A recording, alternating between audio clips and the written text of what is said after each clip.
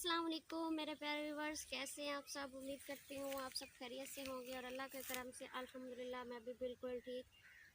तो आज जो है हम अपने बहन भाइयों के साथ ये शेयर करेंगे कि जब जानवरों के लिए जो चारे की तंगी पड़ जाती है तो जो खेतों में से इधर उधर से चारा निकाला जाता है वो कैसे निकालते हैं, तो वो हम आपके साथ शेयर करते हैं। तो जो नए बहन भाई हैं उनसे रिक्वेस्ट है कि मेरे चैनल को सब्सक्राइब कर लें और वीडियो को लाइक कर लें और मेरी वीडियो को ज़्यादा से ज़्यादा शेयर किया करें।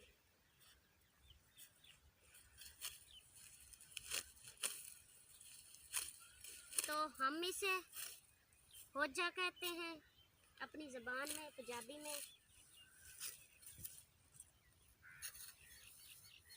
तो इतना इतना चारा होता है जो हर जगह से ढूंढना पड़ता है, निकालना पड़ता है। तो आगे चलते हैं हम।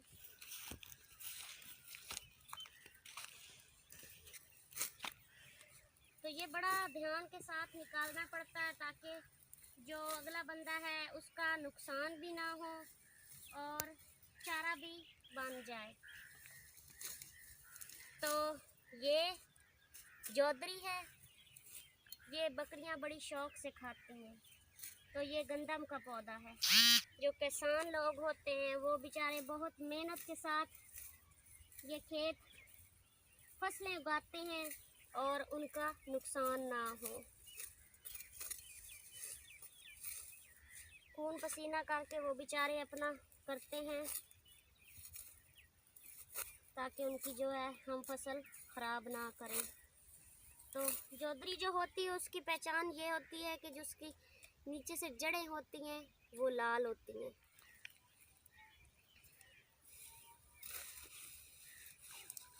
अब हम आगे चलते हैं। पालक हो गई, मुख्तलिफ जड़ी बूटियाँ होती हैं जो जानवरों को निकाल के डाली जाती हैं।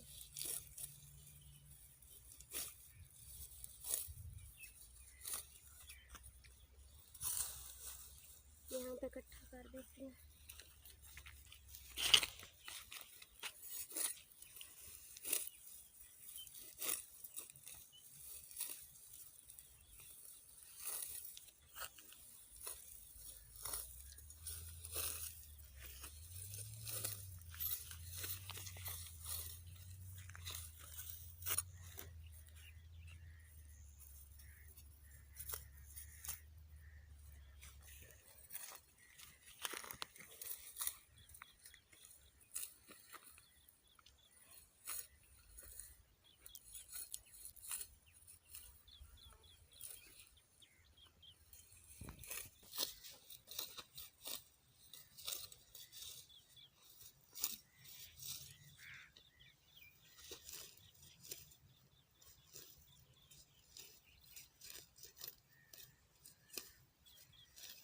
तो व्यूअर्स ये बड़ा एहतियात के साथ चारा निकालना पड़ता है कि जो हाथ होते हैं हाथों पे ये दराती लग ना जाए। पहले मुझे लगने लगी है पर बचाव हो गया।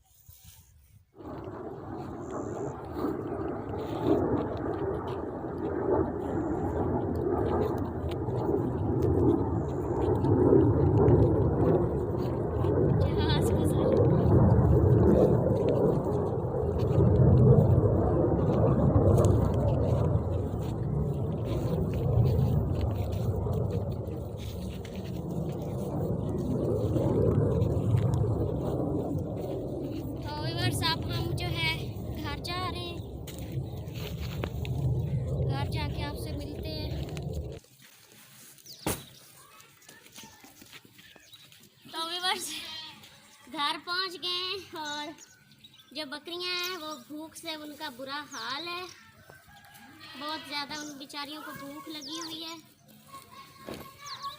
ये देखें, ये छूट भी गई हुई है।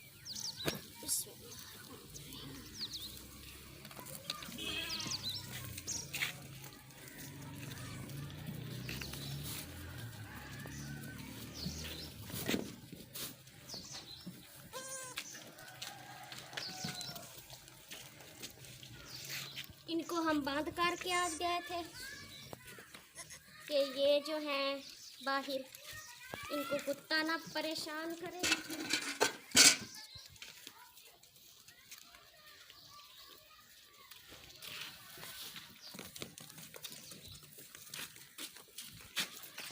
तो चारा लेने अम्मी और मैं, छोटी बहन, हम तीनों गई हुई थी। घर में ताले लगाए हुए थे। बेचारी आज भूख से इनका बुरा हाल हो गया क्योंकि घर में मेहमान आए हुए थे। तो वो फिर 11 बजे घर से गए हैं।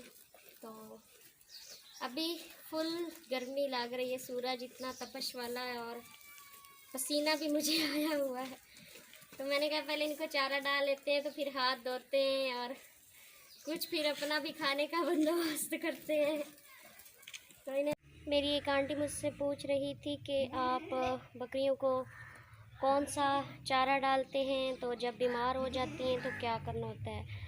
तो हमने जो बकरियों को चारा डालना होता है वो कोई ख़ास चारा नहीं होता, बस यही घास वगैरह होता है जो हमने डालना होता है। और जब बकरियां बीमार हो जाती हैं तो इनको इंजेक्शन लगवाने होते हैं।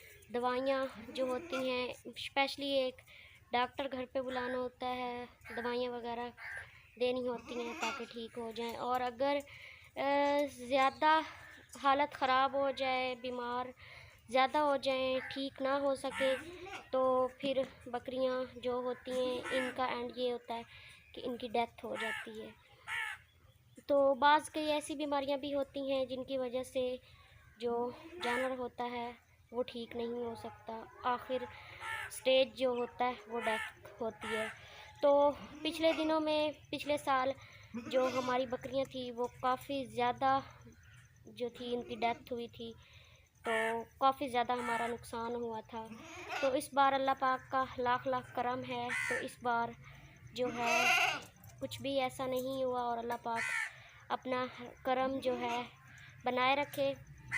ऐसा जो पिछला साल था ना, सिर्फ हमारी ही बकरियां नहीं मरी थी, और भी हमारे गांव में से काफ़ी ज़्यादा लोग थे जिन बेचारों का काफ़ी ज़्यादा नुकसान हुआ था। बकरियां, बड़े जानवर बहुत ज़्यादा मरे थे। तो कई तो ऐसे लोग भी थे जिनके 20-20, 25-25 बकरियां मर गई थी। तो हमारी भी काफ़ी ज़्यादा थी, हमारी भी 15-16 बकरियां थी, जिनमें से आके हमारी कोई 4-5 बची थी। तो फिर ये है कि कहते हैं ना कि अल्लाह पाक अगर दे सकता है तो ले भी सकता है। तो अल्लाह पाक ने अब फिर करम अपना किया, तो उससे बढ़कर अल्लाह पाक ने दे दी हैं। तो बस अल्लाह पाक की जो ज़ात है, अपने बंदों को खुशियाँ देता भी है और गम भी देता है, और हमें जो है हर हाल में अल्लाह पाक का शुक्र अदा करना चाहिए। तो उम्मीद है कि आज का व्लॉग आपको बहुत पसंद आया होगा। दुआओं में याद रखना है। अल्लाह पाक आप सबको खुश रखे, हंसते रहें, मुस्कुराते रहें, अपना ढेरों सारा ख्याल रखना है। अल्लाह हाफिज़।